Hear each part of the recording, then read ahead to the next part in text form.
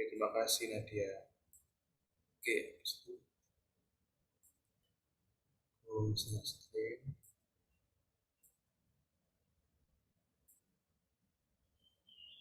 Oke, sudah terlihat ya buat saya screen-nya. Ya, Kak. Sudah, Kak. Oke, terima kasih. Oke, untuk tutorial minggu ini itu ada rongga mulut dan saluran cerna. Jadi kita belajar tentang saluran pencernaan gitu ya. Dari mulut, ujung mulut sampai dari bibir sampai ujung akhir dari pencernaan yaitu anus. Seperti itu. Nah, ini mungkin teman-teman bisa diperhatikan secara seksama ya sama dicermati soalnya ini ada sangat banyak buat materi ini. Ada banyak sediaan, ada banyak gambar dan gambarnya itu ada yang mirip-mirip juga gitu. Jadi mohon untuk diperhatikan dengan baik-baik seperti itu. Oke, untuk ini ada rongga mulut dan saluran cerna. Nah, yang pertama ada rongga mulut ya. Jadi untuk rongga mulut itu ada bibir, ada bibir, sama ada lidah. Nah, bibir ini terbagi menjadi tiga bagian. Ada pars kutanea, ada pars intermedia, dan pars mucosa. Nah, habis itu untuk lidah itu ada banyak bentukan, ada beberapa bentukan. Ada papilla filiformis, ada papilla fungiformis, ada papilla circumvallata, ada papilla foliata. Nah, itu ada di rongga mulut. Nah, selanjutnya ada kelenjar cerna. Nah, untuk kelenjar cernanya itu ada kelenjar lingualis, ada kelenjar ludah mayor, dan ada pankreas.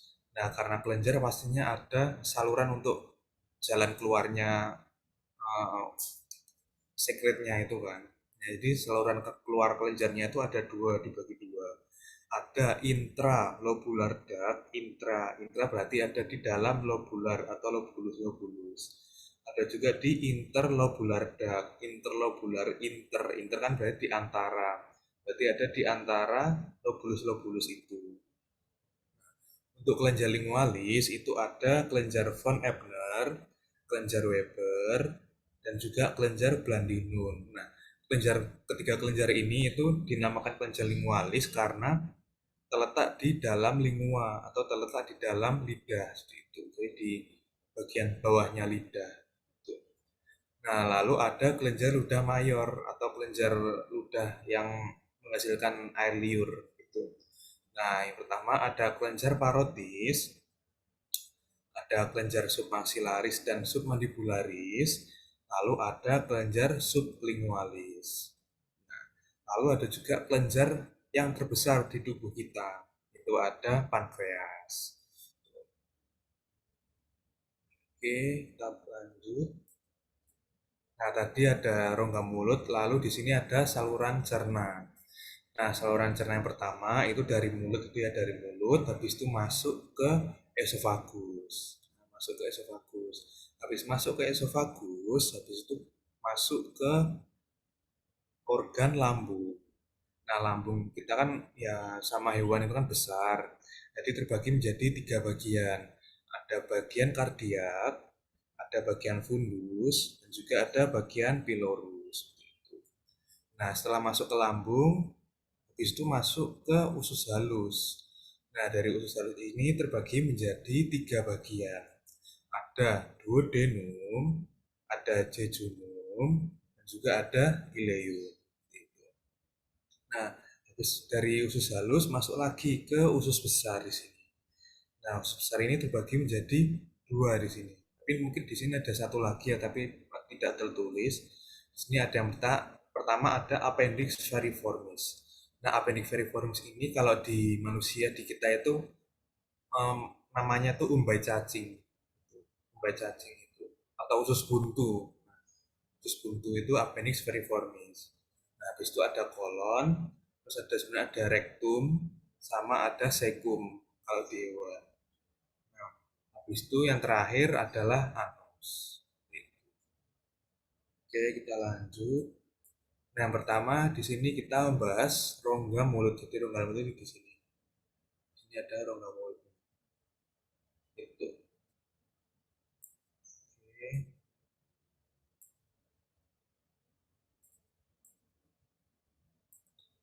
Nah, yang pertama ada bibir.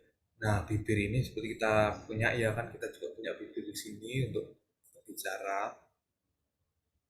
Nah, bibir ini dibagi menjadi 3 bagian. Nah, yaitu ada pars cutanea, ada pars intermedia, dan juga pars mucosa. Nah, yang pertama ada pars cutanea yang ditunjuk oleh panah hijau di sini. Nah, pars cutanea ini merupakan bagian luar bibir yang berstruktur seperti kulit berambut atau kulit berambut itu kan epitel berlapis pipih bertanduk seperti itu. Nah, di sini dapat kita lihat kulit berambut berarti di sini ada folikel-folikel rambutnya di sini. Ada folikel-folikel rambutnya. Seperti kulit berambut berarti ada folikel rambutnya. Tapi nggak ada kayak helai rambutnya gitu ya. Kayak gitu. Mungkin berbeda kalau di hewan lain mungkin ada folikel rambutnya, ada helai rambutnya gitu. Jadi kalau di sini hanya ada folikel rambutnya juga. Nah, di sini dapat kita lihat ada kelenjar sebasea di sini atau kelenjar minyak di sebelahnya folikel rambut seperti itu. Ya sama kayak kulit tipis. Strukturnya sama seperti kulit tipis. Gitu. Juga kan bertanduk juga karena kan bagian luar itu bertanduk. Nah, kalau misal kita puasa gini kan, kalau kita puasa terus banyak ngomong gitu kan, terus pasti kan bibirnya kering gitu kan, bibir kering terus mengelupas. Nah itu bisa dikatakan yang mengelupas itu bagian tanduknya. Gitu. Nah habis itu di sini ada pars intermedia. Nah pars intermedia ini merupakan peralihan antara pars cutanea dan pars mucosa. Nah, pada pars intermedia ini terdapat banyak pembuluh darah dan akhiran syaraf di sini. Nah, ini ya. Ini yang ditunjuk sama panah biru ini adalah pars intermedia. Di sini kan ada pembuluh darah di sini. Ada juga akhiran syaraf di sini. Nah, di sini. Ini yang pars intermedianya. Terus sama di sini yang bagian dalam ada pars mucosa. Nah, pars mucosa ini tersusun dari epitel berlapis pipih tanpa tanduk dengan derma papil tinggi. Nah, karena epitel berlapis pipih tanpa tanduk, berarti lapisan atau bagian ini harus senantiasa basah atau senantiasa lembab. Gitu. Kan kita punya bibir di dalam ini kan selalu basah sama ludah, sama saliva. Nah, maka dari itu tidak ada lapisan tanduknya. Yang ini ditunjuk oleh panah warna ungu. Sama dermal papilnya tinggi-tinggi di sini dermal papilnya ini. Masih kita ingat ya, dermal papil itu penonjolan dari lapisan dermis ke epidermis. Gitu. Nah, pada pars mucosa ini dapat ditemukan kelenjar seromucus atau namanya kelenjar labialis. Yang mana yang ini ditunjuk sama panah merah? Ini. Ini ya. Ini kan seromucus di bagian di sediaan bibir pars mucosa itu. Terus di sini ini juga ada bentukan merah-merah di sini. Nah, ini merupakan bentukan otot. Nah, otot kan kita bisa menggerakkan bibir secara sadar, bisa berbicara juga, bisa menggerakkan bibir, bisa di apa-apain gitu kan bibirnya. Nah, mungkin aku mau tanya, kalau bibir ini bisa digerakkan secara sadar, berarti ini adalah otot yang mana? Otot apa? Otot bergaris. Scalet. Otot Otot scalet, scalet. atau otot bergaris seperti itu. Di sini. Ini otot bergaris atau mungkin ini tuh otot yang musculus orbicularis oris. Nah, itu yang fungsi untuk menggerakkan bibir. Itu. Oke, selanjutnya. Nah, selanjutnya ada lidah. Nah, di sini dapat kita lihat ada gambar kanannya adalah lidah dari anjing. Tuh, lidah. Nah, lidah ini tersusun oleh otot bergaris yang tegak lurus dalam 3 bidang. Ada yang susunannya itu transversal, ada longitudinal, sama vertikal. Nah, permukaannya kasar karena terdapat banyak papila lingualis. Jadi ada banyak papil-papilnya atau penonjolan-penonjolan. Papil-papil, di sini ada 4 jenis papil pada lidah. Ada papilla filiformis, ada papilla funiformis, ada papilla circumvallata, dan juga papilla foliata. Nah, ini merupakan contoh dari taste bud. Di taste bud ini merupakan akhiran syaraf ya. Jadi syaraf yang berfungsi untuk indera pengecap. Jadi indera pengecap.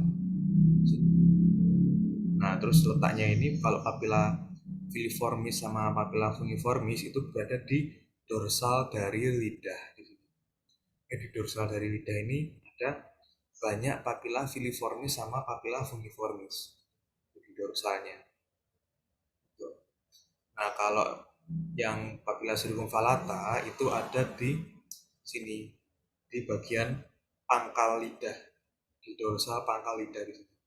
Jadi ada banyak bulatan-bulatan itu, nah itu adalah papilla circumvallatanya. Gitu. Lalu ada papilla foliata. Nah, papilla foliata itu terletak di sama di pangkal lidah tapi di bagian tepi lateralnya. Nah, di sekitar sini itu adalah letak dari papilla foliata. Gitu. Oke, kita lanjut. Nah, yang pertama ini ada papilla filiformis. Nah, papilla filiformis itu berbentuk menyerupai filamen atau benang. Bentuk menyerupai filamen atau benang. Nah, papilla filiformis ini merupakan papilla limalis yang paling banyak di lidah. Jadi di dorsal lidah itu ada banyak sekali papilla filiformis. Gitu. Nah, di situ papilla filiformis ini tersebar di dorsal lidah dan membantu lidah untuk menangkap dan membawa ingesta atau kayak kalau kita makan kita punya kita kan maksudnya bisa mengatur makanannya itu bisa di bagian mana gitu kan. Nah, itu merupakan fungsi dari papilla filiformis bahwa ingesta ke rongga mulut. Dan juga papilla filiformis ini tidak mempunyai taste bud itu karena fungsinya untuk ini membantu lidah menangkap dan membawa ingesta ke rongga mulut itu. Nah, papilla filiformis itu yang mana yang ini? Ini kan kayak bentuknya ada bentuk seperti filamen atau benang-benang. Nah, kayak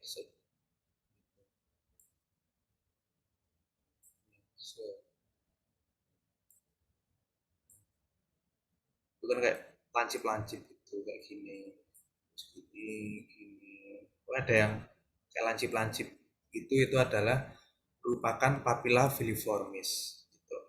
Sediaan apa? Nah, untuk pertanyaan sediaan apa? Sediaannya lidah. Itu bentukan atau tonjolan apa? Jawabannya papilla filiformis. Gitu. Oke, selanjutnya. Nah, selanjutnya karena kita merupakan fakultas kedokteran hewan ya, nah ini kita bisa perlu tahu juga bentukan papilla filiformis dari hewan lain. Nah, yang ini adalah papilla filiformis pada kucing, berbentuk kerucut dan terdapat duri kaku yang mengarah ke aporal. Aporal, ada yang masih ingat aporal itu mengarah kemana? Kayak arah-arah gitu. Aporal, oral, oral kan mulut. Kalau aporal mungkin sedikit lupa ya, kalau aporal itu menjauh dari rongga mulut. Mungkin harus bisa aku gambarkan kan misalnya ini mulut mulut anjing gitu ya, mulut anjing. Nah, terus ini ada lidah. Lidah. Nah, aporal itu mengarah ke kaudal gini atau menjauhi menjauhi rongga mulut. Nah, kalau mengarah oral itu berarti ke depan mendekati rongga mulut gitu. Nah, kan ini lidah. Nah, berarti papilla filiformisnya mengarah ke belakang. Set, set, set, gitu. Berarti ini mengarahnya ke belakang. Mengarah ke aporal dan muncul dari papilla primer. Papilla primer itu yang ini. Nah, ini. Kan kalau kita tahu ya kan kucing itu kan punya papilanya atau lidahnya kan tajam-tajam. Nah, itu karena ini bentuknya papilla filiformisnya berduri atau ada pengerasan kaku di sini. Nah, terus ada juga papila penyangga yang terletak pada bagian oral papila primer. Jadi di depannya ini papila penyangganya di sini. Sediaan apa? Sediaannya lidah. Terus bentukan atau tonjolan apa? Bentukannya adalah papilla filiformis. Tuh, papilla filiformis. Nah, bentuknya meruncing. Nah, habis itu setelah ada papilla filiformis, ada juga papilla fungiformis. Nah, papilla fungiformis ini memiliki dasar yang sempit dan bagian atas membulat, agak datar sehingga berbentuk seperti jamur. Nah, jadi mungkin kalau digambarkan itu seperti ini. Nah, ini. Biasanya terletak di antara papilla filiformis, kan ini papilla filiformis. Nah, di sebelahnya ada papilla fungiformis. Tuh. Ini bentuknya kayak jamur. Bagian atasnya itu tumpul, agak datar. Terus epitelnya berlapis pipih tanpa tanduk. Ini epitelnya berlapis pipih tanpa tanduk di sini. Terus memiliki sedikit tesbat. Jadi tesbatnya ada sedikit. Untuk letaknya sama seperti papilla filiformis di bagian dorsal lidah. Permukaan dorsal lidah. Sediaan apa? Sediaannya lidah. Terus bentukan atau tonjolan apa? Itu adalah papilla fungiformis. Gitu. Nah, habis itu ada papilla circumvallata. Nah, papilla circumvallata ini merupakan papilla lingualis terbesar. Papilla lingualis terbesar. Papilla ini terletak di sepanjang sulcus terminalis. Ya tadi sulcus terminalis, di pangkal, di sulcus di pangkalnya, pangkal lidah. Lalu papilla circumvallata ini merupakan papilla yang paling sedikit pada lidah hewan domestik. Terus pada papilla circumvallata ini pada permukaannya dilapisi oleh epitel berlapis pipih tanpa tanduk. Epitel berlapis pipih tanpa tanduk.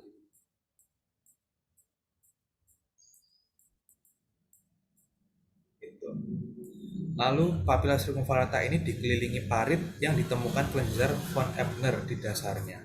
Nah, parit itu yang mana paritnya ini? Nah, ini parit atau kayak jurang parit. Nah, lalu tesbatnya ini ditemukan di tepi parit. Di tepi parit yang mana ya? Yang ditunjuk oleh TB. Nah, ini merupakan tesbat.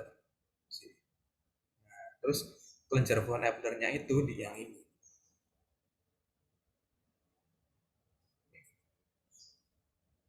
Gitu. Ini untuk papilla circumvallata, merupakan papilla terbesar dan juga papilla dengan jumlah yang paling sedikit. Itu. Lalu tipe pertanyaannya sama, sediaannya lidah, lalu bentukan atau tonjolannya apa, dilihat dari ciri-cirinya, ukurannya besar, terus ada paritnya di sini, lalu tesbatnya ditemukan di tepi parit, berarti itu adalah papilla circumvallata. Nah, lalu papilla yang terakhir atau papilla yang keempat itu adalah papilla foliata. Nah, papilla foliata ini bisa dilihat dengan sangat jelas itu berjejer-jejer dengan bentuk yang hampir sama semua. Bentuknya sama semua. Nah, mempunyai tiga papilla sekunder yang berbentuk seperti daun. Nah, papilla sekundernya itu yang mana ini? Satu, dua, tiga. Atau ini bentuknya seperti trisula. Nah, bentuknya seperti trisula. Seperti trisula. Nah, fungsinya juga berbeda-beda. Kalau dua buah papil yang di tepi ini, dua tepi ini, itu merupakan papil saraf. Nah, karena papil saraf berarti di sana ditemukan tesbat, tesbatnya. Ditemukan banyak tesbat di situ. Yang di tepi. Nah, lalu satu papil di tengah yang ini juga itu merupakan papil darah atau di sana dapat ditemukan pembuluh darah. Nah, ada tiga papil sebenarnya. Merupakan ciri khas dari papilla foliata. Lalu permukaannya epitel berlapis pipih tanpa tanduk, sama seperti yang lain. Lalu banyak dijumpai tesbat juga di bagian papil sarafnya. Oke, tisbat, tisbat. Lalu papilla foliata ini terletak berderet di tepi lateral belakang lidah. Nah, sama yang aku kasih tahu tadi, di tepi lateral belakang lidah, berarti di dekat pangkal lidah tapi di tepi lateralnya, di pinggirannya lidah gitu. Nah, kesediaannya apa? Sediaan papilla sediaan lidah. Kalau bentukan atau tonjolan apa? Itu adalah papilla foliata. Atau kalau ditunjukkan di sini bisa dijawab taste bud, bentukan taste bud gitu. Nah, ini gambar perbandingan dari masing-masing papilla. Kalau papilla filiformis tadi nah, runcing bentuk seperti filamen sini. Papilla filiformis, lalu ada papilla foliata yang letaknya berjejer-jejer dengan bentuk yang hampir sama semua. Dan juga ada 3 papilla sekunder yang berbentuk seperti trisula.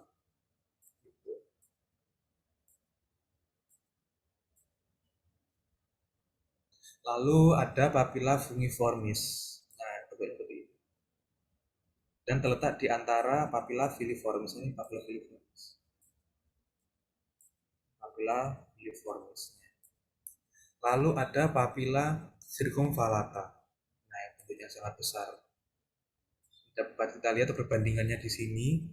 Sini ada kan papilla filiformisnya segini. Terus ini yang papilla circumvallatanya segini besar. Jadi kalau di sini papilla filiformisnya segini, ini papilla circumvallatanya besar, besar sekali. Terus ada kayak paritnya atau jurang parit. Nah, ini perbandingan dari masing-masing papilla pada lidah. Nah, selanjutnya kita beranjak ke kelenjar. Nah, yang pertama kita membahas kelenjar lingualis atau kelenjar yang terdapat di lidah. Kenapa kita dapat melihat ini kalau ini merupakan kelenjar pada lidah? Karena dapat kita temukan di sini ada otot skelet. Kan pada lidah kan ada otot skeletnya, kan kita bisa menggerakkan secara sadar. Nah, ini ada otot skeletnya. Ada otot skeletnya banyak. Tuh, di sekitar kelenjarnya itu ada otot skelet. Berarti itu adalah kelenjar lingualis. Terus kita lihat lagi, ini kelenjar yang mana? Kan ada 3. Pertama ada kelenjar von Ebner. Kelenjar von Ebner ini tersusun atau berdasarkan sekret yang dihasilkan itu merupakan serus murni. Di serus murni. Jadi masih kita ingat ya serus, mukus sama seromukus. Kalau serus itu berarti bentukannya ada gelap-gelap, bentukannya gelap seperti ini, ungu gelap di sini.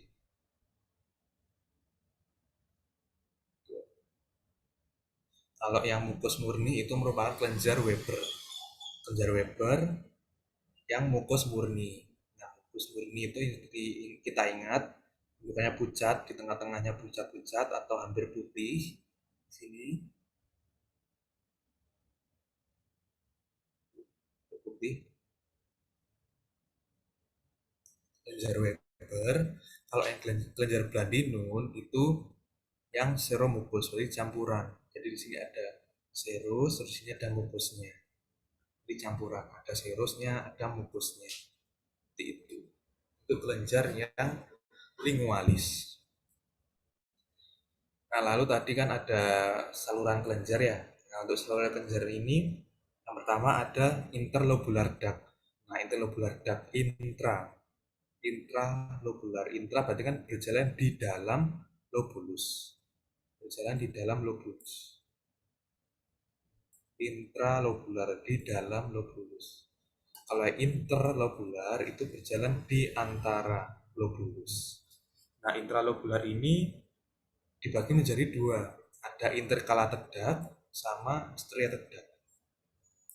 Kalau yang intercalated duct itu tersusun oleh epitel selapis kubis rendah. Nah, karena epitelnya itu selapis kubis rendah, berarti dinding dari lumennya itu atau duktusnya itu lebih kecil, lebih tipis. Tapi nggak tipis-tipis banget, tapi lebih rendah, lebih kecil, lebih tipis. Itu karena selapis kubis rendah, karena kan kubis. Berbeda lagi kalau yang serrated duct.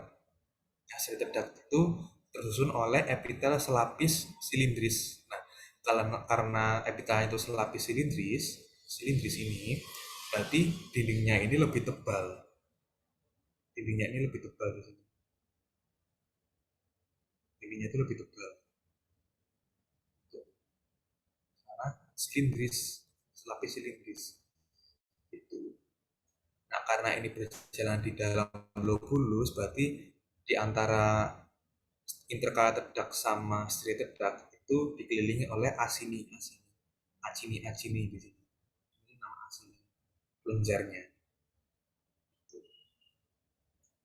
Nah, di situ yang selanjutnya ada interlobular duct. Nah, interlobular duct itu berjalan di antara lobulus. Berarti di luarnya lobulus. Dilapisi oleh epitel selapis silindris atau berlapis kubis. Berarti ada yang selapis di sini. Di sini juga ada yang berlapis. Jadi lebih tebal, lebih besar juga lumennya. Lebih besar. Dan juga interlobular duct itu dikelilingi oleh jaringan ikat dan pembuluh darah. Dikelilingi oleh pembuluh darah dan jaringan ikat. Nah, di sini kan ada pembuluh darah. Ini pembuluh darah di sini. Pembuluh darah sama sekitarnya ini kan jaringan ikat semua. Jaringan ikat di sini. Jaringan ikatnya. Tanyakan lumen apa? Lumennya interlobular duct karena ukurannya yang lebih besar dan dikelilingi oleh jaringan ikat dan pembuluh darah. Nah, ditemukan tidak di dalam lobulus, tetapi di antara lobulus. Ini kan sel asininya kelenjar. Oke, saluran sudah selesai. Kita beranjak ke yang kelenjarnya. Nah, yang pertama ada kelenjar parotis. Kelenjar parotis ini merupakan kelenjar ludah yang terbesar. Kelenjar ludah yang terbesar. Nah, kelenjar parotis ini mempunyai asini seros murni. Itu digarisbawahi. Kelenjar parotis ini merupakan kelenjar yang asininya itu seros murni. Asini itu yang mana? Asini itu yang ini. Asininya itu yang ini. Nah, seros asini. Seros asini bentar ya.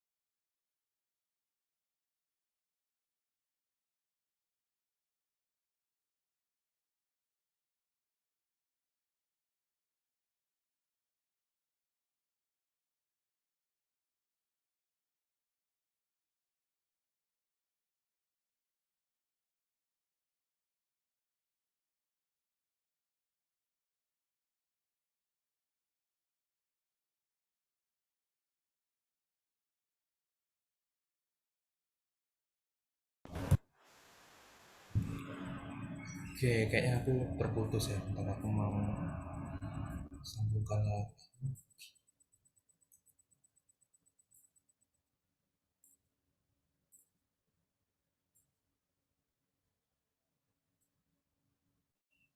Oke, apakah sudah terlihat ya share screen-nya? Sudah, Oke, Kak. oke, makasih. Oke, kita lanjutin untuk kelenjar parotis. Tadi sampai ini, kelenjar parotis. Oke. Kelenjar parotis mempunyai asini serus murni, berarti asininya ini serus murni.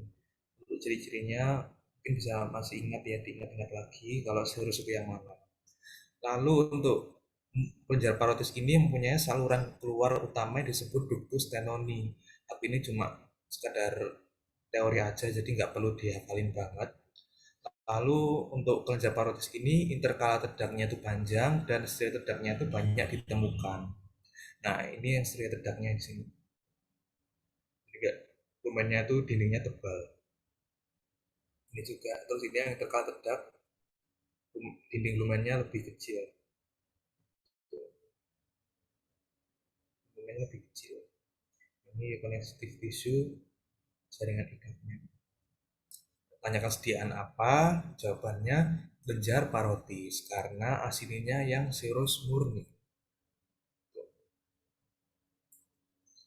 Nah, lalu kita beranjak ke kelenjar submandibularis atau kelenjar submaxillaris. Jadi ciri-cirinya sama semua untuk submandibularis sama submaxillaris, yaitu mempunyai asini yang seromukus.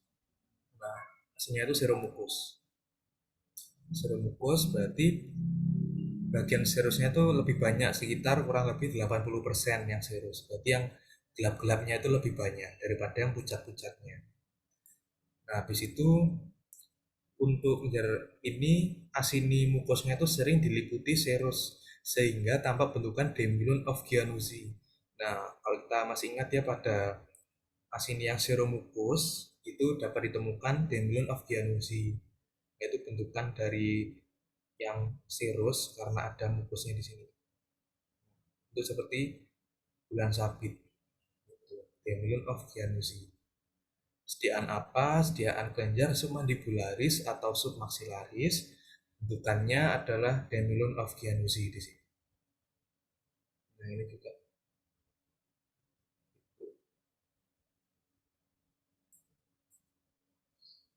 Nah, lalu yang ketiga ada kelenjar sublingualis. Kelenjar sublingualis ini merupakan kelenjar ludah yang terkecil. Letaknya di dekatnya lidah, nah, sublingualis. Lalu kelenjar ini mempunyai asini mukus yang dominan, jadi lebih banyak mukusnya. Lebih banyak yang pucat-pucat di sini. Lebih banyak yang pucat-pucat di sini. Lalu kelenjar ini intrakalate tedak sama steri tedaknya itu jarang ditemukan. Ini jarang ditemukan duktusnya ini. Duktus yang intralobularnya itu sedikit.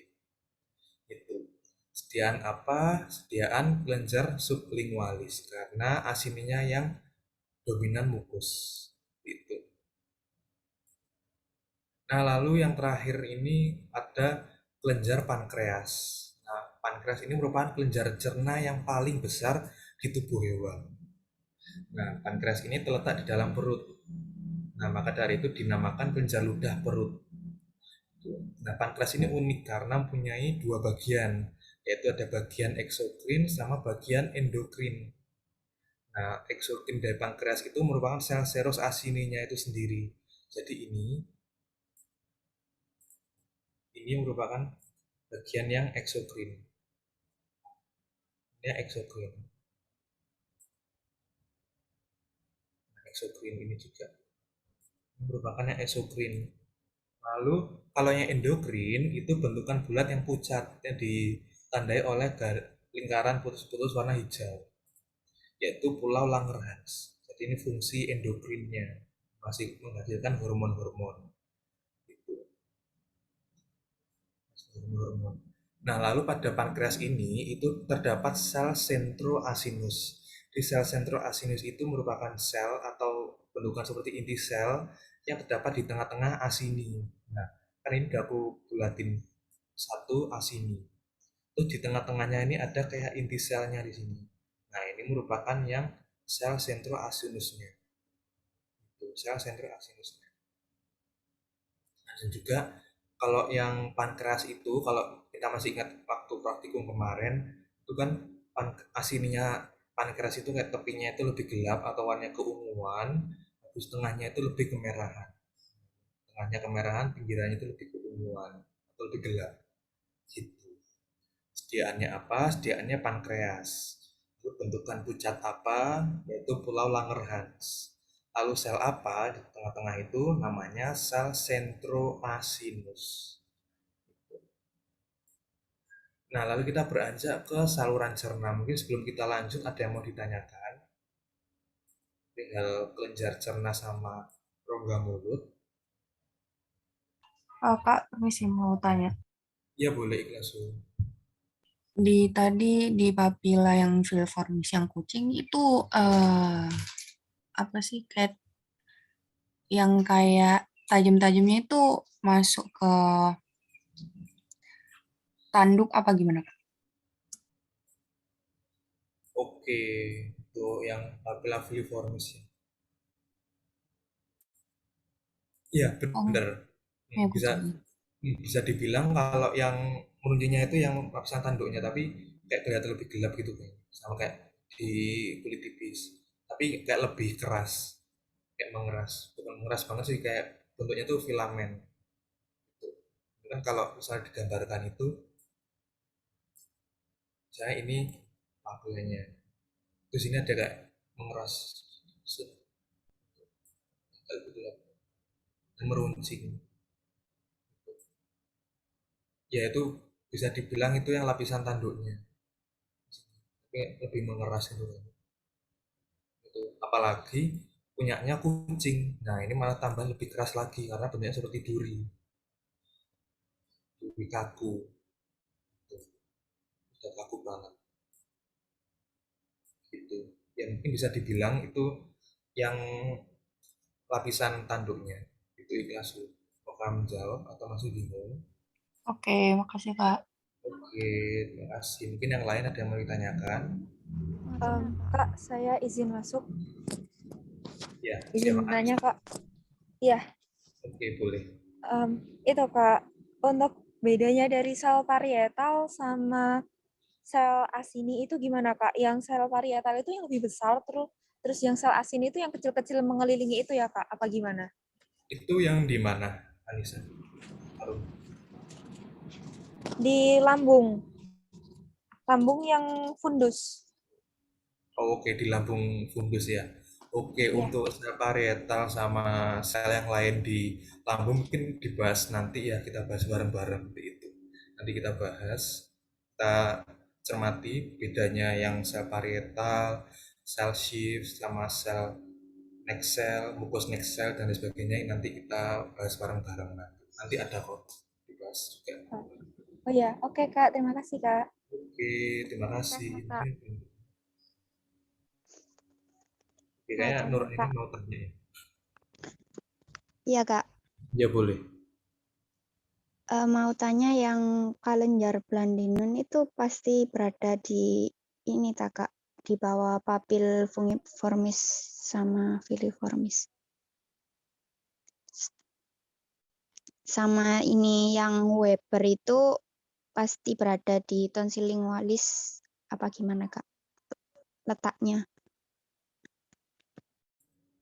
Oke, untuk letak dari masing-masing kelenjar lingualis ya.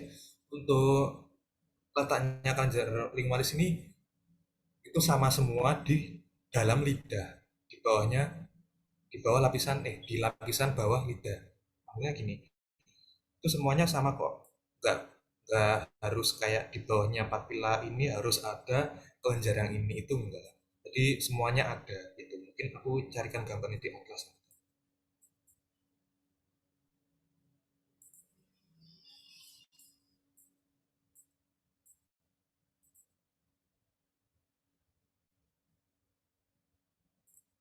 Ini di sini.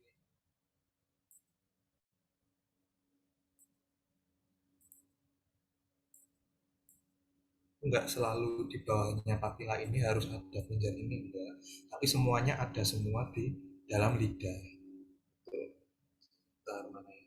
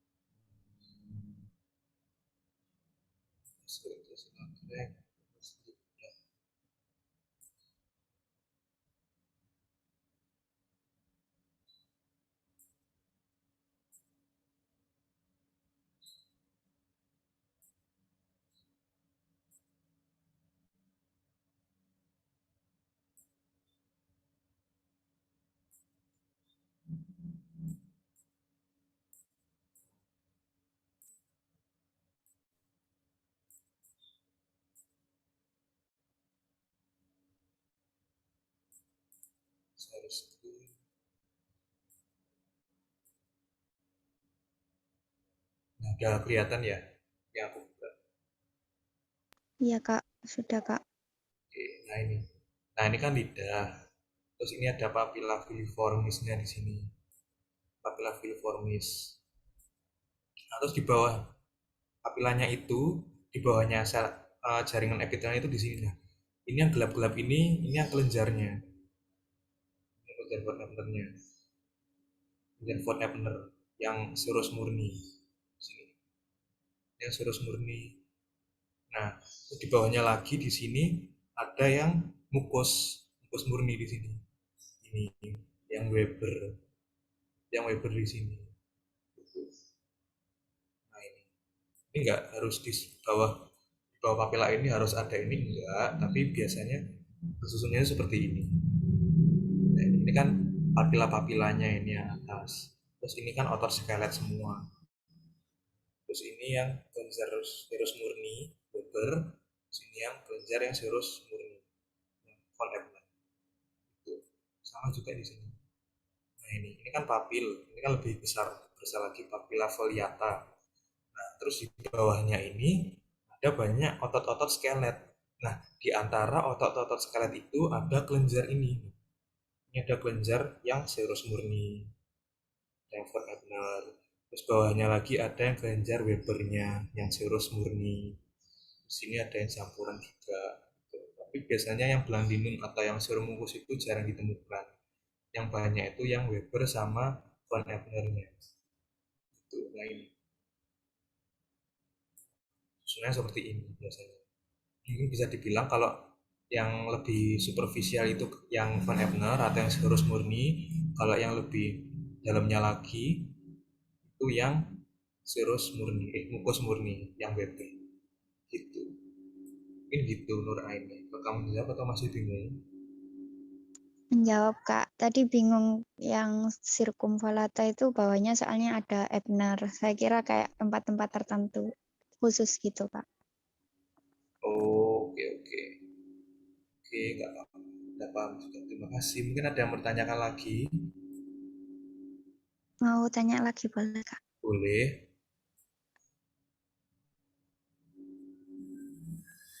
Buat perbedaan yang intercalated sama striated duct itu selain dari ketebalan dindingnya itu kayak di dindingnya itu ada yang kayak ada bergaris itu yang striated, yang homogen itu yang intercalated apa gitu, Kak? Atau gimana?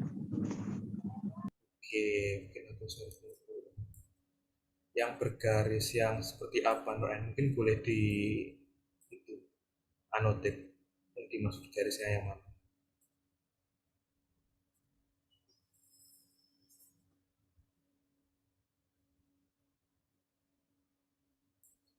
Mungkin sembari menunggu dari Aini untuk oh gitu.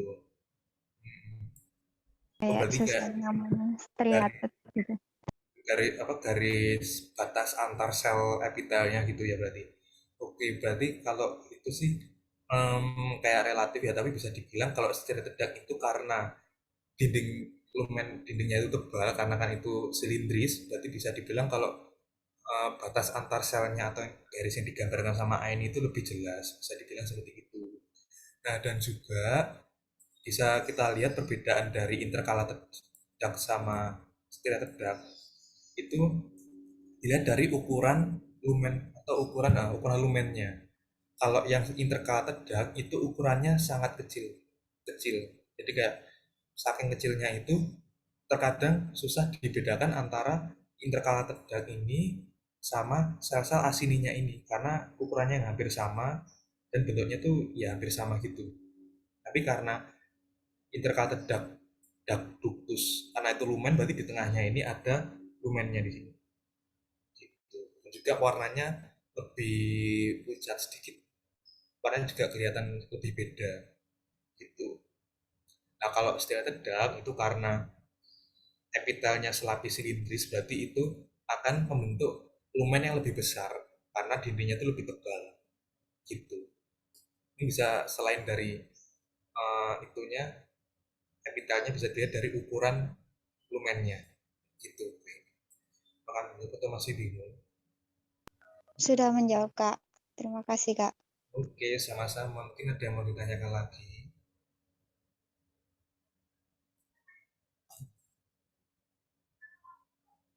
atau sudah jelas? Kalau jelas mungkin seperti biasa ya. Boleh kasih jempolnya. Oke,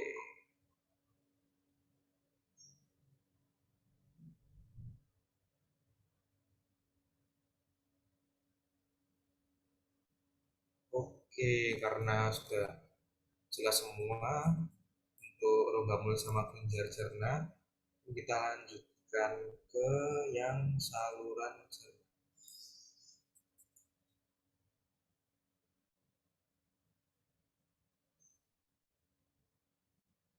Saluran cerna.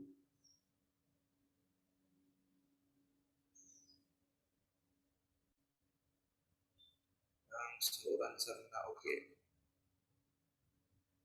Nah, saluran cerna kita tahu ya dari esofagus, lambung,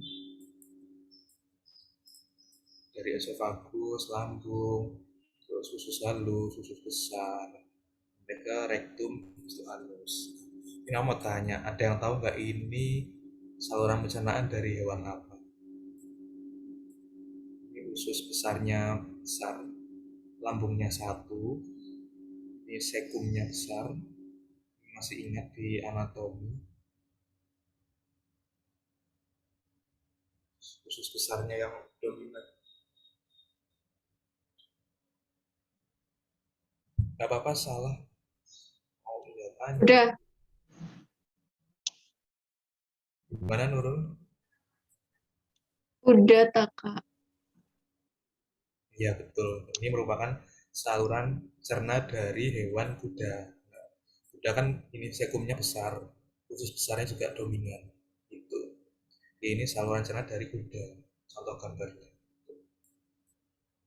Oke, habis itu struktural saluran cerna. Jadi saluran cerna ini punya struktur yang dari esofagus sampai usus besar, sampai kolon, sampai anus itu strukturnya itu hampir sama semua seperti ini. Susunannya sama semua, hampir sama semua.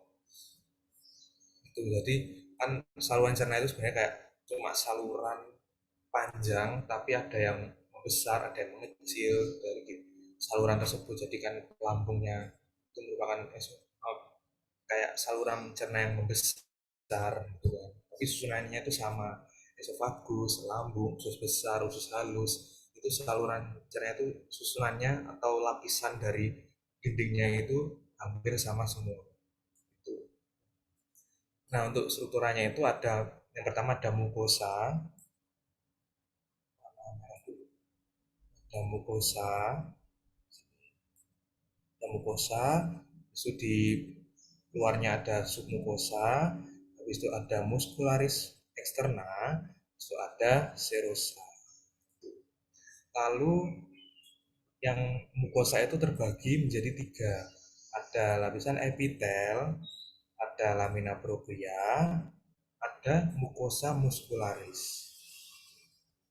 Jadi di sini ya, mukosanya ada epitel, lamina propria, ada muscularis mucosa. Nah, di situ yang lapisan submukosa itu tersusun dari jaringan ikat. Dan pada lapisan submukosa ini juga terkadang ditemukan ada bentukan kelenjar-kelenjar seperti ini. Bentukan kelenjar. Nah, dan juga di lapisan submukosa ini dapat ditemukan syaraf, yaitu plexus of Meissner. Jadi ini adalah syaraf. Syaraf seperti itu. Lalu pada lapisan muscularis eksterna itu tersusun dari otot polos yang lapisannya itu, setiap lapisnya itu arah sabut ototnya itu berbeda.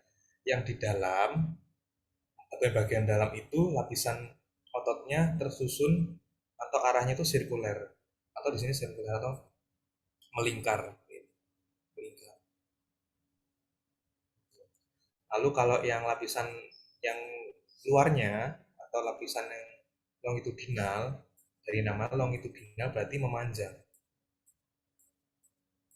Atau arah sabut itu memanjang. Gitu. Nah, lalu pada muscularis eksterna, di antara dua lapis ini, di antara lapisan sirkuler sama lapisan longitudinal, itu ditemukan saraf juga, plexus saraf. Namanya adalah plexus of Auerbach. Plexus of Auerbach. Nah, jadi fungsi dari plexus Auerbach ini untuk pergerakan, kalau di esofagus itu untuk pergerakan gerak peristaltik. Nah, jadi kalau di esofagus itu ada gerak peristaltik kan untuk pergerakan, menggerakkan makanan dari kranial ke kaudal, itu ada fungsi atau peran dari plexus Auerbach ini. Jadi saraf yang menggerakkan otot di muscularis eksterna. Nah, lalu ada lapisan paling luar, ada serosa yang tersusun oleh jaringan ikat. Serosa, jaringan ikat. Jadi mesenterium sama peritoneum itu merupakan bagian dari serosa. Itu.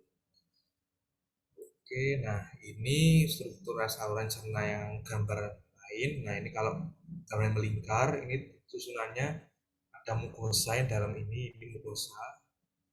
Ini ada yang epitel yang warnanya pink, lamina propria yang warnanya pink pucat, lalu ada muscularis mucosa. Lalu di luarnya ini ada submukosanya. Lalu ini muscularis eksterna yang dalam ini sirkuler, yang luarnya ini longitudinal. Oke. Nah, lalu di sini kita membahas susunan atau jaringan epitel pada masing-masing organ atau masing-masing sediaan. Untuk yang mulut itu, mulut, esofagus, sama anus, itu epitelnya berlapis pipih tanpa tanduk. Nah, karena epitel berlapis pipih tanpa tanduk, berarti itu fungsinya untuk menutupi saja, menutup dinding lumen. Jadi fungsinya untuk melapisi aja, nggak ada fungsi lain. Cuma untuk menutup atau melapisi atau melindungi dari organ tersebut. Berbeda lagi kalau pada lambung, usus halus, sama usus besar, itu epitelnya merupakan epitel selapis silindris dengan sel goblet sama mikrosilia. Nah, karena epitelnya itu selapis silindris, berarti fungsinya beda lagi. Fungsinya bisa untuk seperti penyerapan sari-sari makanan, penyerapan nutrisi, juga untuk pertukaran zat dan lain sebagainya. Jadi setiap susunan jaringan epitel itu fungsinya juga berbeda-beda. Oke, nah lalu pada lapisan submukosa, pada tiap organ atau tiap sediaan itu terdapat struktur khususnya. Kalau pada esofagus itu ada kelenjar esophageal gland proper pada submukosanya. Lalu ada juga esophageal cardiac gland pada lapisan lamina propria. Pada lambung tidak ada. Kalau pada duodenum itu terdapat Brunner's gland, ada lapisan submukosanya, ada kelenjar Brunner. Kalau pada ileum ada pear patch, ada lamina propria sama submukosanya. Kalau pada usus besar, terutama pada appendix veriformis, itu ada nodulus lymphaticusnya. Nah, lalu pada muscularis externa, pada tiap organnya ini juga susunannya berbeda-beda. Kalau pada esofagus, lambung, esofagus, usus besar sama usus halus itu hanya ada 2 lapis saja dan susunannya masing-masing sirkuler sama longitudinal. Itu sirkuler sama longitudinal. Kalau pada lambung itu ada 3 lapis. Ada sirkuler, longitudinal sama sirkuler lagi. Gitu. Karena kan lambung kerjanya lebih kuat ya, karena kan untuk proses pencernaannya kan harus bergerak, harus kontraksi untuk mencerna makanan di lambung itu, kan ada gerak peristaltik yang sangat kuat. Maka dari itu dibutuhkan 3 lapis otot itu pada musculus eksternalnya. Nah, lalu yang pertama di sini kita belajar esofagus. Nah, esofagus ini merupakan saluran pencernaan awal habis mulut masuk ke esofagus. Nah, untuk susunannya atau lapisannya, untuk mukosanya itu epitelnya berlapis pipih tanpa tanduk. Mukosanya berlapis pipih tanpa tanduk dari sini. Nah, ini kan epitelnya berlapis pipih tanpa tanduk. Lalu di sini gambarin. Nah, ini kan ini itu lapisan mukosa. Ini yang submukosa.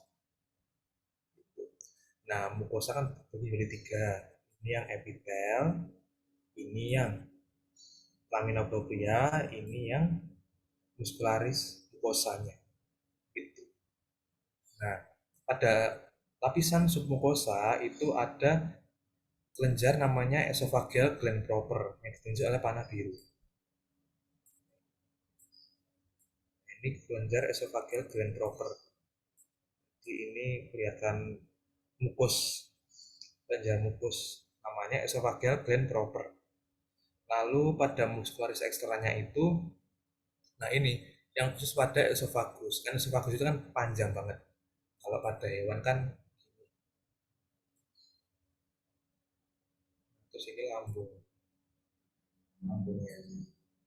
terus ini mulut. Nah, pada susunan muscularis eksternanya itu yang awal atau misalnya kita bagi 3 bagian, yang awal ini merupakan otot bergaris atau otot skelet. Nah, ini otot skelet di sini, muscularis eksternanya. Lalu yang tengah itu adalah otot bergaris sama otot polos. Otot bergaris sama otot polos. Nah, baru yang sepertiga kaudal ini yang otot polos semuanya. Nah, kenapa untuk esofagus ini yang bagian awal itu tersusun oleh otot bergaris? Karena esofagus ini berperan untuk, terutama yang awal, esofagus yang di sepertiga kranial, karena itu otot bergaris, karena berperan untuk menelan. Nah, jadi kan menelan. Kan kita menelan itu kan secara sadar ya, bisa menelan makanan, bisa menelan lain sebagainya. Kan kita bisa menelan secara sadar. Nah, itu merupakan peran dari otot skelet atau otot bergaris pada esofagus. Nggak mungkin kalau esofagus otot polos semua. Kan kalau otot polos semua kita nggak bisa menggerakkan secara sadar. Jadi tiba-tiba menelan, tiba-tiba keselak. Nah, itu kan juga bahaya. Itu logikanya seperti itu. Lalu untuk lapisan adventisianya itu tersusun oleh jaringan ikat sama seperti ini tadi. Nah, ini esofagus. Ini yang lapisan epitelnya, ini yang lamina propria, terus ini yang muscularis mucosa, lalu ini adalah submukosanya. Dapat kita banyak esophageal gland proper pada lapisan submukosa. Nah, lalu di sini ada muscularis eksternanya. Gitu. Nah, ini yang sudah aku bilang tadi, di sepertiga kranial itu muskularis eksternalnya itu tersusun oleh otot skelet. Nah, ini kan masih kita ingat ciri-cirinya otot skelet seperti apa di sini. Nah, ini otot skelet berbeda dengan sepertiga kaudal. Nah, ini sudah otot polos semua. Karena kita butuh otot skelet di sepertiga kranial esofagus untuk menelan makanan. Itu. Nah, ini yang lapisan epitelnya, ini yang lamina propria, ini yang muscularis mucosa. Masih sama di sini esophageal gland proper. Ada lapisan submucosanya. Nah, ini yang lapisan serosanya, banyak lemak. Sama belum ada. Itu. Nah, ini untuk bentuk pertanyaannya, sediaan apa? Sediaan esofagus. Bentukannya esophageal gland proper pada lapisan submucosa.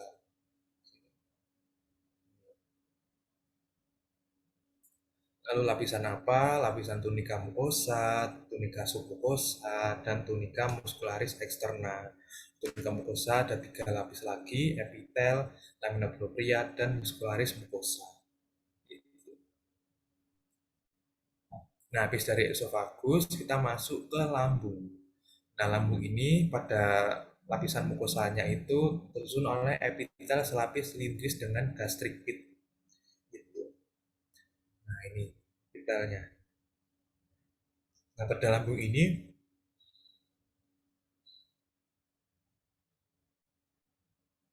juga terbagi menjadi 3 bagian. Ada bagian kardiak, bagian fundus atau bagian bodi atau bagian utama, atau bagian badannya. Lalu ada juga bagian pilorus. Pilorus ini. Pilorus. Nah, kalau yang kardia itu dekat sama esofagus. Sini bagian kardia. Terus lainnya ini yang fundus. Lalu ini yang pilorus. Oke, nah ini susunannya secara skematisnya. Kardia seperti ini, pilorus seperti ini, yang bagian fundus juga seperti ini. Nah, untuk mukosanya itu epitelnya epitel selapis silindris dengan sel goblet. Lalu pada lamina propria juga dapat ditemukan kelenjar. Ada 2 kelenjar di sini pada lambung. Ada cardiac gland pada lambung bagian kardiak, lalu ada pyloric gland di lambung bagian pilorus. Jadi nama kelenjarnya ini diambil dari nama bagian tersebut. Lalu tetap sama ada muscularis mucosa. Lalu ada lapisan tunica mucosa sama tunica muscularis externa. Nah, ini adalah daerah. Kalau ditanyakan ini daerah apa, di sini jawabannya esophageal cardiac junction. Nah, dapat kita lihat yang esofagus itu yang ini, yang epitelnya berlapis pipi tanpa tanduk. Kalau yang di sini itu adalah epitel selapis silindris pada bagian lambung kardia, pada bagian tunica mukosanya. Di sini ditanyakan daerah apa, jawabannya esophageal cardiac junction. Nah, yang pertama ada lambung bagian kardiak. Nah, pada lambung bagian kardiak ini gastric pit-nya berbentuk V atau relatif berbentuk V dan juga dangkal gastric pit-nya. Gastric pit itu yang mana? Gastric pit-nya ditunjuk oleh warna biru. Pit itu kan kayak jurang. Yang situ huruf V dan dangkal cuma segini aja. Cuma kecil-kecil pendek. Gitu. Nah, pada lamina propria ditemukan kelenjar cardiac gland yang mana yang ditunjuk oleh panah warna hijau.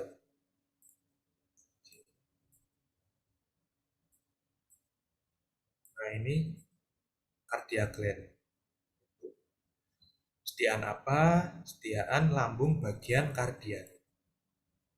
Bentukan apa? Cardiac gland, gastric pit. Lalu lapisan apa? Sama, tunica mucosa, tunica submucosa, dan juga tunica muscularis externa.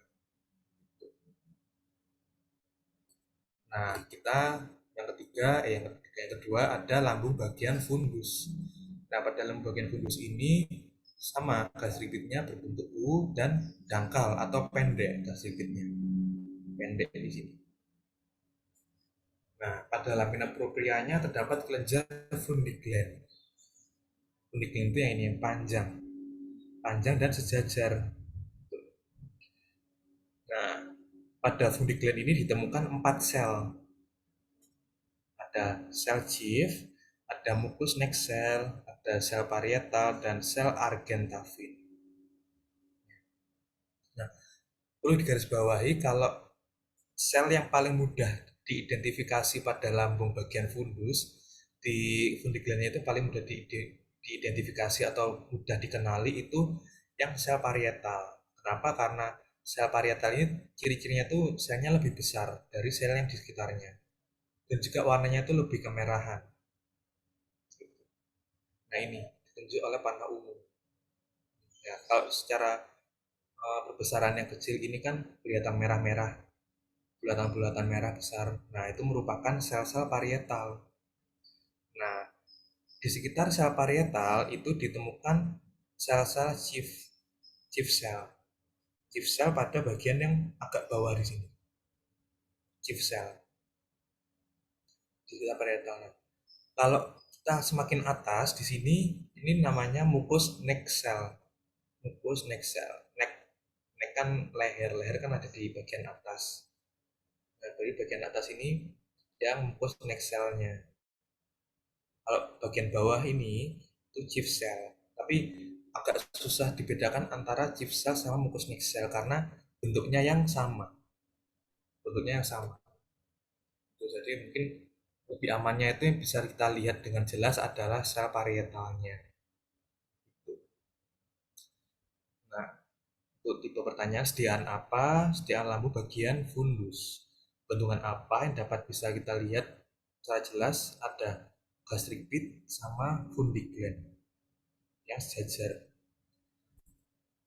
Nah, untuk selnya ada sel parietal yang dapat kita lihat secara jelas itu sel parietalnya. Bentuk seperti atau bentuk itu lebih besar ukurannya dan berwarna lebih kemerahan. Gitu. Ya, di sini kalau perbesaran kecil, dan ini kan kelihatan merah-merah, ada merah-merah. Nah, itu sel-sel parietalnya. Nah, ini juga kelihatan lebih besar. Itu adalah sel-sel parietal. Itu lambung bagian fundus.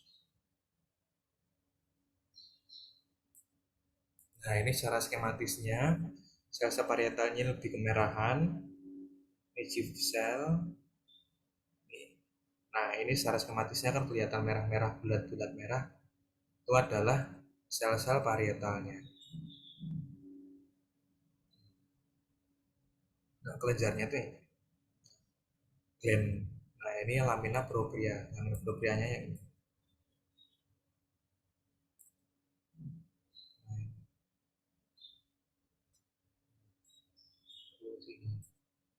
Ini kan kelenjar, ini kan celahnya. Ini muscularis mucosa di sini. Muscularis mucosa. Terus ini yang submucosanya. Epitel. Nah, ini muscularis mucosanya.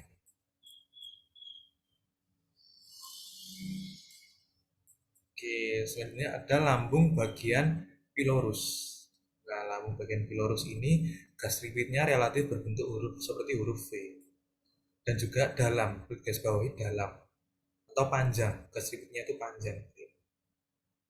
Gastripitnya panjang.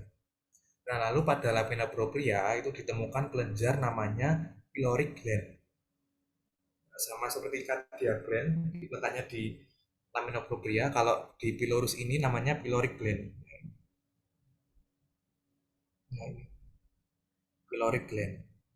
Pyloric gland itu bagian bawahnya menggelembung dan bergelung, tidak pernah terpotong longitudinnya. Ini benar gland, bulatan-bulatan pada lamina propria. Nah, kalau ini kelenjar yang di lamina propria, berarti ini lapisan apa?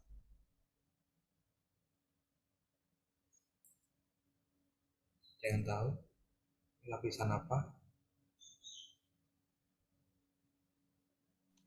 Muscularis externa. Mucosa muscularis.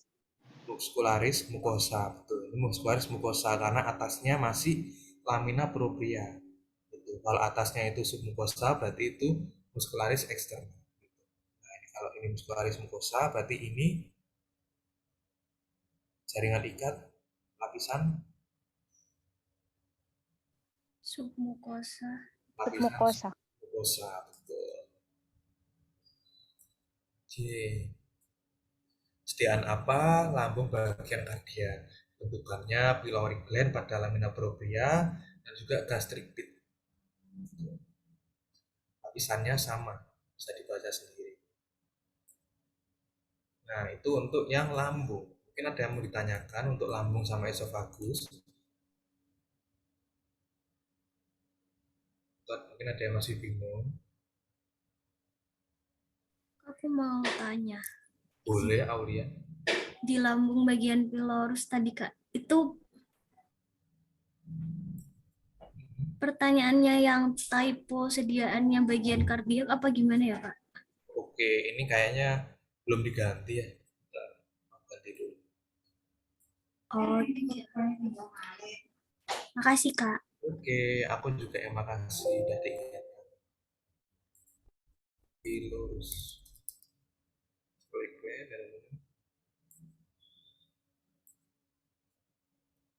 Pilus. Ya, lupa diganti yang ini.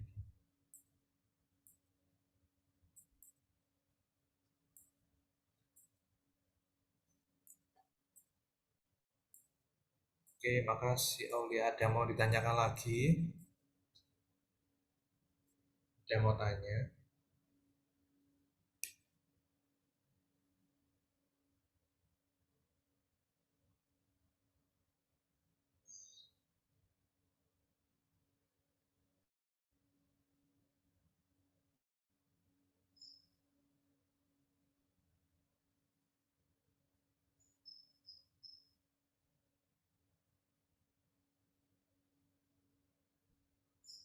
Atau sudah cukup jelas semua? Dan kalau sudah jelas seperti biasa, saya kasih jempolnya. Atau mungkin sudah mulai lemas karena sudah mau buka. Biasanya sih aku lemas, tapi tidak apa-apa. Tetap semangat ya, berbuka. Ngabuburit bersama histologi. Oke, kita lanjut ke usus halus.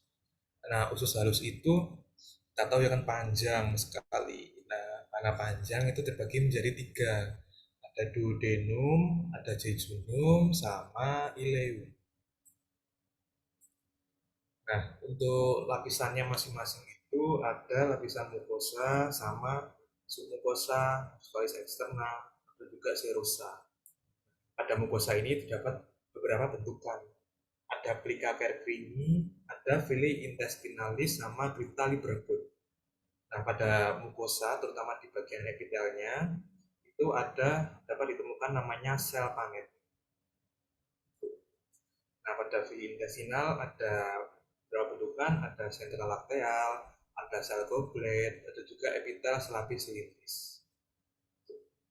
Nah, lalu di sini ada submukosa, dapat ditemukan bentukan pear patch, kelenjar Brunner, plexus Meissner, sama pembuluh darah.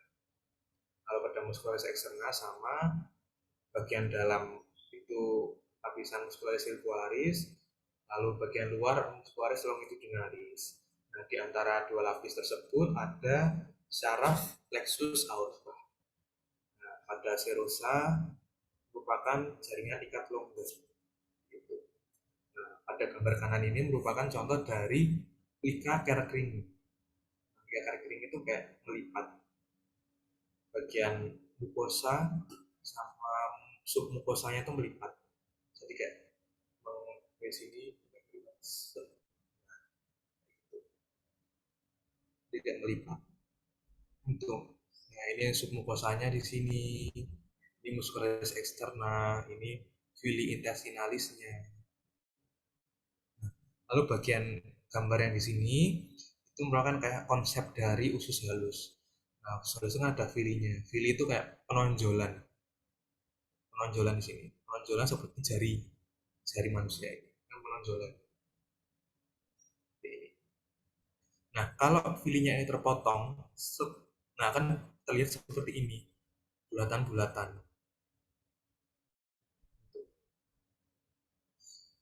Bulatan-bulatan. Nah, ini tuh yang ini. Kurang lebih, kalau ini kan memanjang. Set. Nah, contohnya yang ini memanjang. Nah, ini memanjang.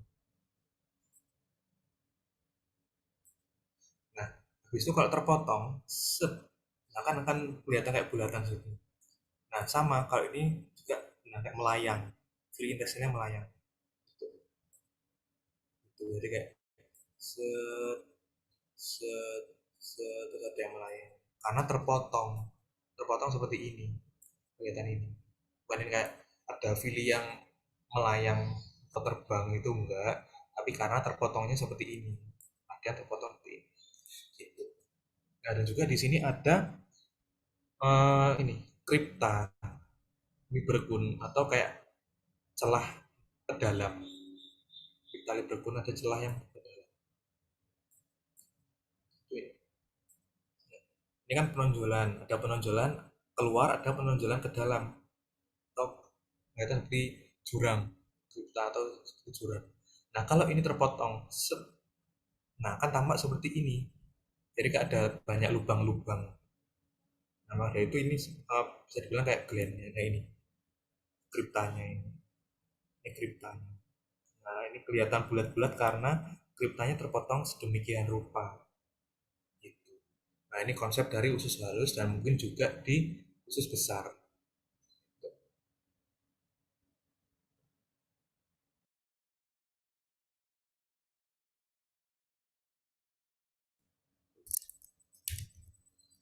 Oke, nah lanjut ke usus halus yang pertama. Nah, yang pertama kita bertemu dengan perbatasan juga, daerah perbatasan antara lambung sama usus halus atau di sini duodenum. Karena duodenum itu kan awal dari usus halus, berarti yang bertemu sama lambung itu kan duodenum. Dan lambung yang bertemu sama duodenum itu bagian pilorus. Nanti kalau ditanyakan daerah apa, nanti itu adalah pyloric duodenal junction gitu. Atau gastroduodenal junction gitu. Dapat ditemukan, tetap diingat ciri-ciri dari masing-masing organ yang perbatasan tersebut. Kalau ini perbatasan antara lambung bagian lambung bagian pilorus sama duodenum, diingat ciri-ciri dari duodenum sama pilorus, lambung bagian pilorus itu. Kalau lambung bagian pilorus tadi gastripitnya dalam, ada kelenjar pyloric gland. Kalau pada duodenum ada villi-villinya, ini villi-villi. Terus ini ada otot muscularis eksternanya, kayak otot sphincter, nafsunya untuk membuka menutup perbatasan antara lambung sama usus halus gitu. Membuka menutup perbatasan antara lambung dan usus halus. Jadi kayak misalnya membuka menutup, nah, itu kayak kelihatan penonjolan tebal. Musculus sphincter. Misalnya itu kalau nggak salah.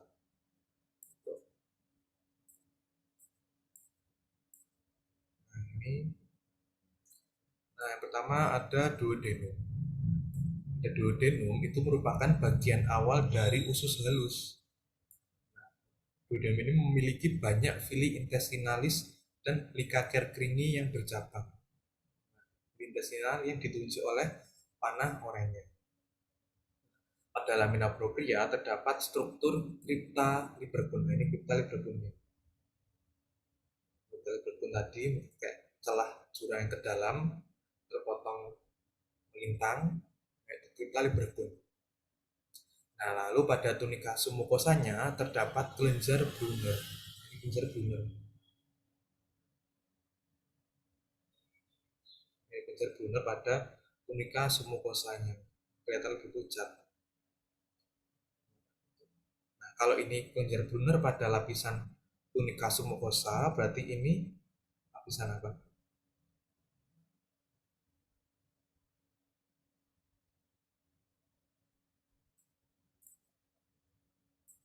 Lapisan apa ini? Muscularis externa. Externa. Muscularis externa. Tuh, ini yang muscularis externa karena atasnya ini submukosa. Nah, untuk yang muscularis mucosa itu kecil, nggak terlalu kelihatan.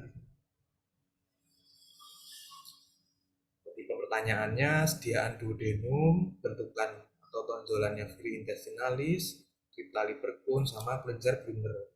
Nah, kelenjar Brunner ini merupakan ciri khas atau ciri khusus pada duodenum, karena hanya ditemukan pada duodenum. Lalu lapisannya tunika mucosa, tunika submucosa, dan tunika muscularis externa.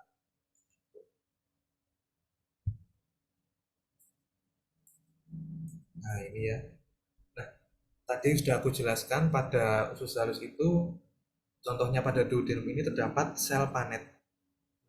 Sel panet ini merupakan sel yang terdapat granula yang bersifat eosinofilik.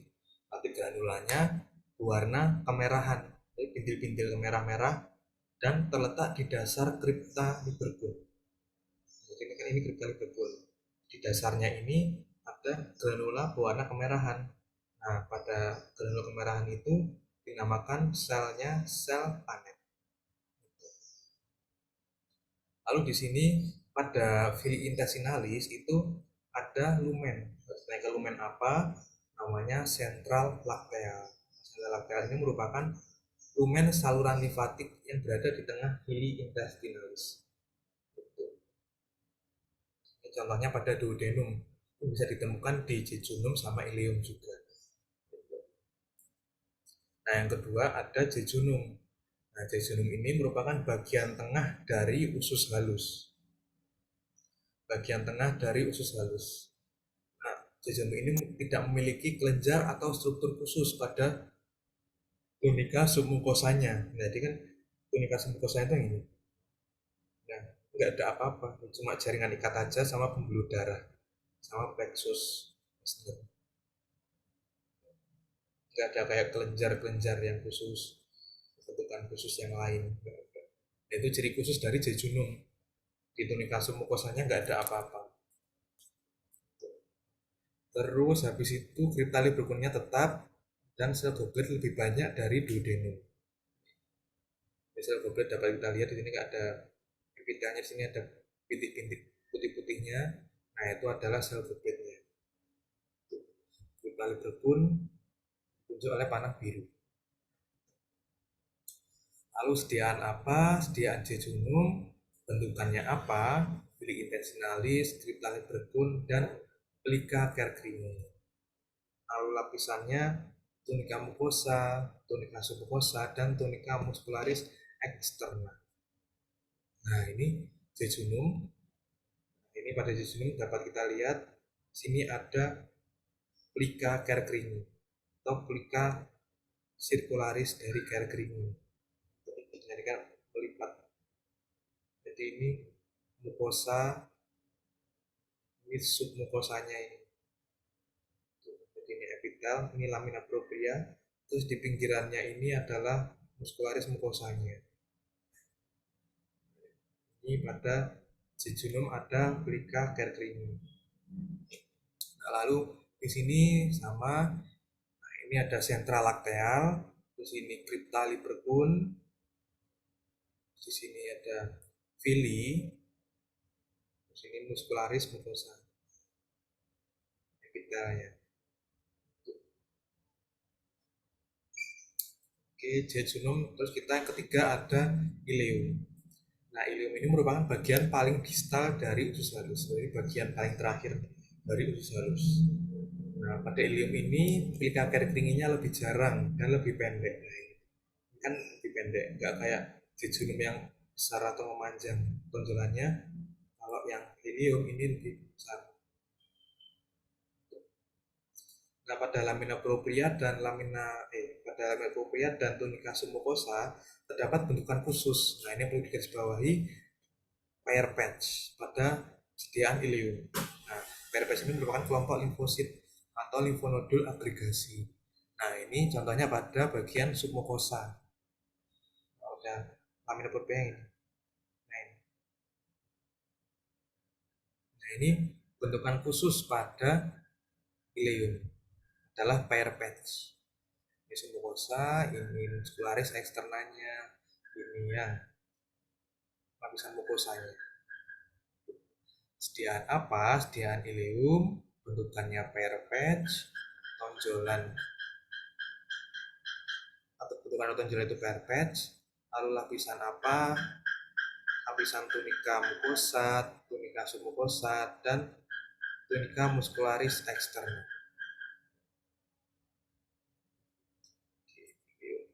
Nah, itu tadi untuk usus halus. Mungkin untuk usus halus ada yang mau ditanyakan? Mungkin ada yang masih bingung membedakannya antara tiga sediaan.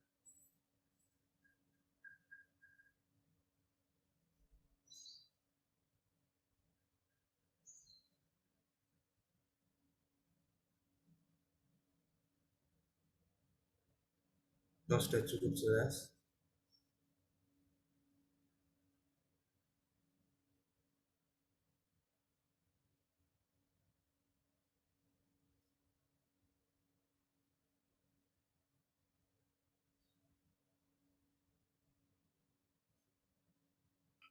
sudah jelas semua ya. Oke. Oke, sudah jelas, kita beranjak ke usus besar. Usus besar ini ada beberapa bagian, tapi yang kita pelajari hanya appendix veriformis, kolon, sama anus. Jadi ada cecum, appendix veriformis atau usus buntu, ada kolon, ada rektum, ada juga anus. Nah, untuk lapisannya sama pada mukosa, submukosa, dan muscularis eksternal.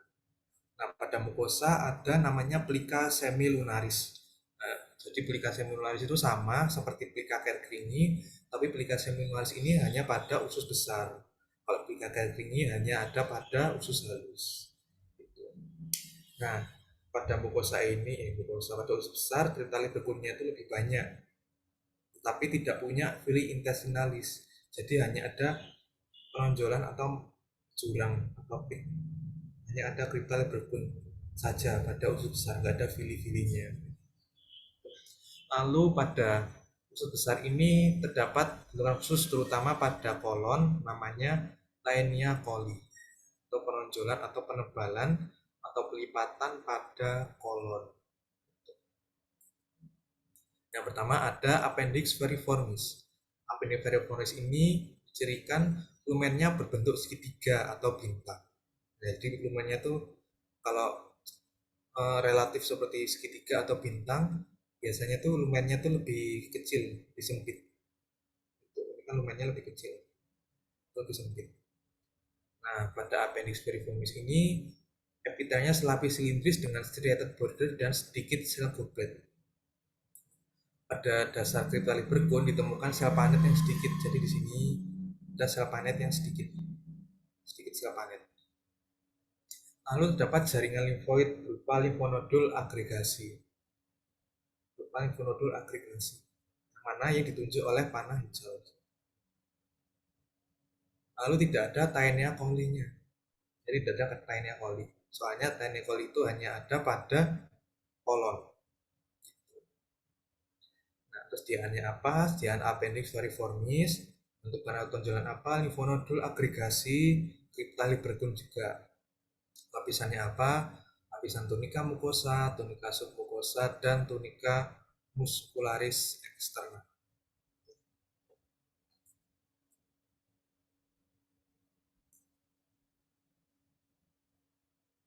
Oke, ini veriformis. Nah, ini secara skematisnya juga kalau misal secara perbesarannya itu kecil, itu akan seperti ini. Nah, kalau lumennya kecil, dapat kriptali berkunnya juga. Dan juga Lymphonodul agregasi. Nggak ada tinea coli. Jadi di muscularis eksternanya nggak ada kayak penebalannya.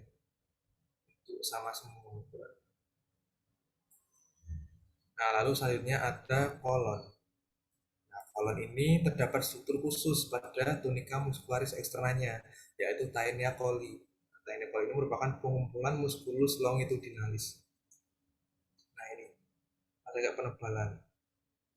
Nah, tunika serosa kolon merupakan jaringan ikat yang berisi kantong-kantong lemak yang disebut appendices epiploicae. Tapi itu cuma teori aja. Nah, pada kolon terdapat banyak sel goblet. Jadi sebetulnya itu ada banyak banget. Tapi nggak ada sel panetnya. Gitu. Nah, ini ciri khusus pada kolon itu adalah Taenia coli. Sediaannya apa? Sediaannya kolon. Bentukan atau tonjolan apa? Taenia coli. Lapisannya tunika mucosa, tunika submucosa, dan tunika muscularis externa. Nah, ini ya. Ini kolon. Nah, ini ada Taenia coli-nya di sini. Ini Taenia coli. Nah, ini kan muscularis externanya. Ini submucosa. Sini mukosanya.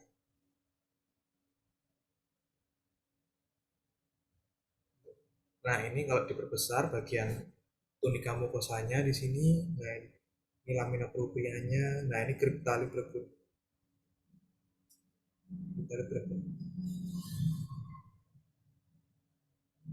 Nah, ini. Terus ini muscularis mucosa di sini, terus di sini adalah submucosa, ini adalah pembuluh darahnya. Nah, lalu saya di sini ada perbatasan anus dan rektum. Nah, rektum itu ciri-cirinya hampir sama seperti kolon tadi, bagian mukosanya. Jadi bagian mukosanya itu sama seperti rektum. Kolon sama rektum sama-sama usus besar. Kalau anus atau anal di sini itu epitelnya berlapis pipi tanpa tanduk. Adalah berlapis pipi tanpa tanduk. Nah, seperti ini. Bertanyakan daerah apa? Daerah yang ditunjuk adalah anorectal junction. Nah, mungkin kayak kalau kalian bingung ya, anorectal junction sama esophageal cardiac junction itu kan hampir sama ciri-cirinya, bentukannya hampir sama. Jadi ada kalau esophagus sama anus itu kan epitelnya berlapis pipi tanpa tanduk. Kalau lambung sama rektum ini kan epitelnya selapis silindris seperti ini. Nah, bagaimana cara kita membedakan? Kalau membedakannya itu memang agak susah cara membedakannya. Tetapi kalau bisa aku bilang itu bedakannya dari ada tidaknya kelenjar pada lamina proprianya. Kan kalau pada um, esophageal cardiac junction itu kan ada cardiac gland di bagian lambung bagian radiannya. Terus kalau di esophagus-nya itu kan ada esophageal cardiac gland di pada lamina proprianya. Nah, berbeda kalau di anorectal junction nggak ada cardiac gland-nya, tapi di sini adalah cryptali bregun. Ini cryptali bregun bukan cardiac gland. Tapi letaknya sama-sama di lamina propria. Nah, agak susah. Tapi biasanya yang sering keluar itu yang esophageal cardiac gland, esophageal cardiac junction yang sering keluar. Kalau anorectal junction itu jarang keluar. Maka dari itu soalnya gawannya hampir sama. Nah ini kan cryptali bregun. Nah di laminoproprianya nggak ada kelenjarnya. Nah ini berarti bisa dibilang atau bisa dikatakan ini adalah daerah anorectal junction. Ini yang rektum, ini yang anus. Epitelnya sama, ini epitel berlapis pipi, ini yang epitel selapis silindris. Nah ini sekarang kita beranjak ke anus ya. Anus bagian dalam dilapisi oleh epitel berlapis pipi tanpa tanduk. Dan bagian luar itu dilapisi oleh epitel berlapis pipi bertanduk. Atau cirinya sifatnya itu seperti kulit tipis yang berambut. Yang mana ini? Nah ini yang dalam di bagian dalam dari anus. Luarnya ini. Di bagian dalam ini epitelnya berlapis pipih tanpa tanduk. Kalau ini yang epitel berlapis pipih dengan tanduk. Maka di sini yang kulit tipis. Nah, terus terdapat kelenjar sirkumanalis atau kelenjar beringat. Ini cuma tambahan teori aja. Setiaan apa? Setiaan anus. Contohnya ini.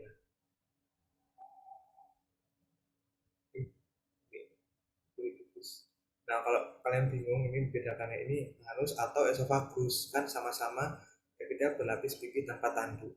Nah, dilihat aja, kalau esofagus kan di bagian submukosanya ada esophageal gland proper, ada kelenjarnya di submukosanya, tapi di sini kan nggak ada. Nah, ini beda antara anus sama esofagus. Gitu. Nah, itu untuk usus besar. Mungkin sampai sekarang ada yang mau ditanyakan, mungkin ada yang masih bingung, atau sudah mulai lelah menunggu buka puasa. Karena dia ketawa-tawa kayak udah capek. Oke, kalau sudah jelas usus besar, kalau sudah jelas seperti biasa bisa kasih jempolnya.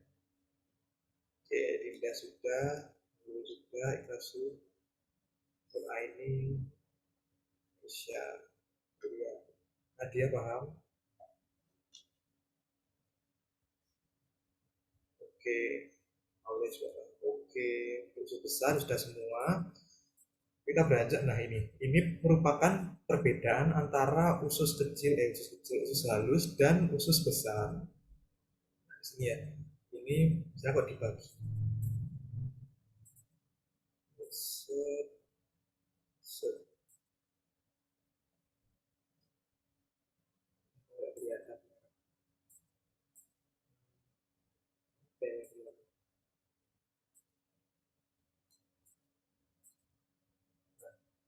Ini yang duodenum, yang jejunum, ini yang ileum, ini yang usus besar. Nah, kalau usus kecil, usus halus itu kan ada fili-filinya di sini, nggak ada penonjolannya. Berbeda dengan usus besar, nggak ada filinya, cuma ada kripta. Ini juga ada kripta. Nah, itu pembeda paling jelas antara usus halus dan usus besar. Nah, mungkin kalau kalian bingung antara kripta sama fili, kalau fili itu ujungnya itu kayak tumpul, kayak jari, kayak gini. Beda kalau kripta kan kayak gini, tapi kan kayak menjorok dalam. Salah. Enggak sih.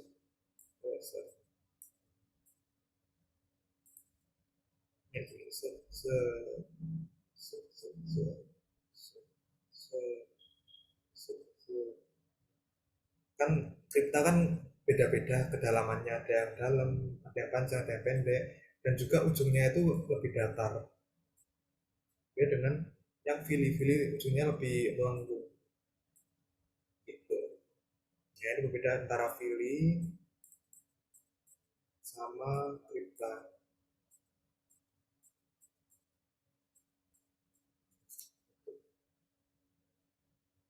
Nah, ini yang ini yang duodenum karena ada kelenjar lunar. Sini ada jejunum, nggak ada bentukan khusus pada submukosanya. Ini ileum, ada pair patch-nya di sini. Gitu. Kalau usus besar ya gini aja, kita semua di bagian mukosanya. Gitu. Nah, ini beda antara masing-masing sediaan. Esofagus itu gini, bagus, berlapis pipi tanpa tanduk. Kalau lambung, terutama bagian fundus di sini, ini fundikulirnya panjang, sejajar, sela-sela parietalnya banyak. Kalau usus halus ini kan filinya bentuk seperti jari-jari. Kalau usus besar, kripta. Kripta. Nah, ini kan kripta juga. Nah, sudah. Kita beranjak ke pelika. Pelika ini adalah penonjolan pada lapisan mukosa dan submukosa. Nah, pelika ini ada dua, ada pelika Kerkringi sama pelika semilunaris. Kalau pelika Kerkringi itu, pelika Kerkringi itu ini.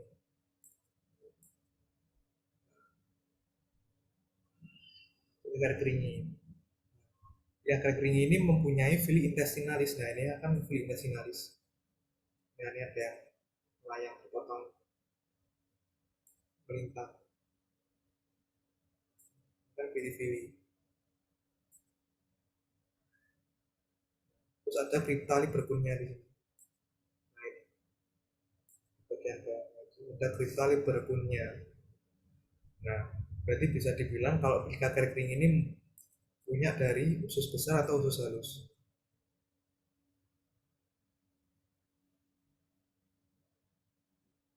Pelika Kerkringi ada fili intestinalisnya, berarti punyanya usus halus atau usus besar. Usus halus. Usus halus, betul. Punyanya usus halus. Berbeda kalau yang pelika semilunaris. Nah, ini kan nggak ada fili intestinalisnya, tapi kripta liberkumnya ada banyak dan panjang-panjang dalam-dalam. Ini kripta liberkum.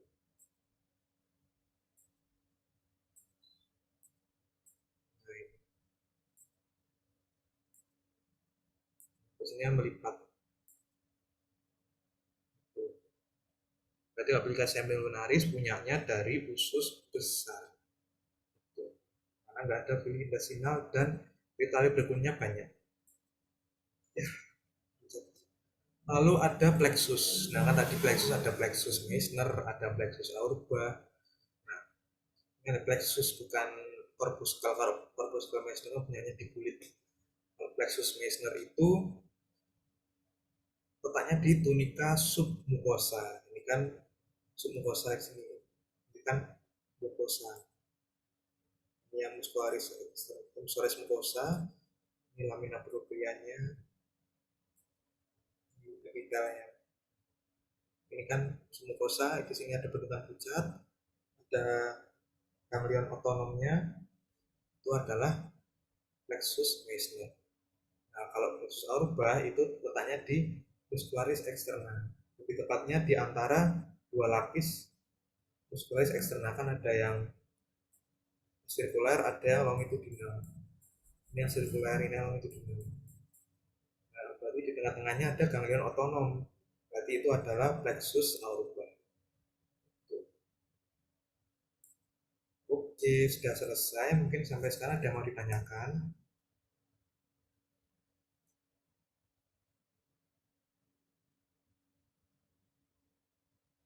Yang ditanyakan atau ada masih bingung?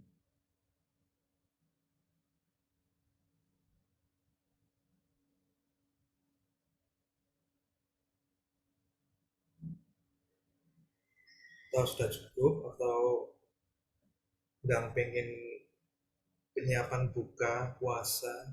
Itu kayak, ya kayak betul lah. Sedang pengen buka. Kalau apa sih bubur sambil buton, agak kerasa. Oke, mungkin nggak ada ya. Kalau nggak ada bisa kasih jempolnya. Oke, sudah paham semua.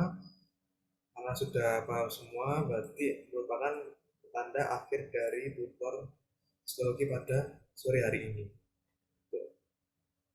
Dan mungkin, oh ya, untuk post testnya dilaksanakan besok Sabtu. Untuk waktunya aku kabari lagi, mungkin siang ya, siang sebelum jam 12 kayak, siang sebelum jam 12. Nanti untuk sistemnya sama, pakai soal-soal, nanti dikerjainnya di Google Form. Oke, mungkin misalnya ada yang mau ditanyakan. Kak, mau tanya, Kak. Ya, boleh Dinda. Prosesnya hari Sabtu sebelum jam 12 gitu, Kak. Sebelum jam 12 siang. Kalau kan saya ini, Kak, mau mudik gitu. Kalau jam segitu masih di perjalanan gitu gimana, Kak? Atau mau sore? Kalau sore nggak apa-apa. Boleh Kak, sore Kak. Oke, sore. Kalau yang lain, sore bisa. Ya, sore aja, Kak. Jam 3. Kalau Sore ya aja. jam 3. Jam 3. Gimana? Bisa? Bisa Kak. Oke. Aini bisa. Rasul, Arum, Aisyah, Nadia bisa. Boleh Kak. Oke, bisa semua ya. Oke, untuk prosesnya besok Sabtu jam 3 sore. Oke, mungkin sekian dari aku. Sebelum kita menutup tutor pada sore hari ini, marilah kita berdoa menurut agama dan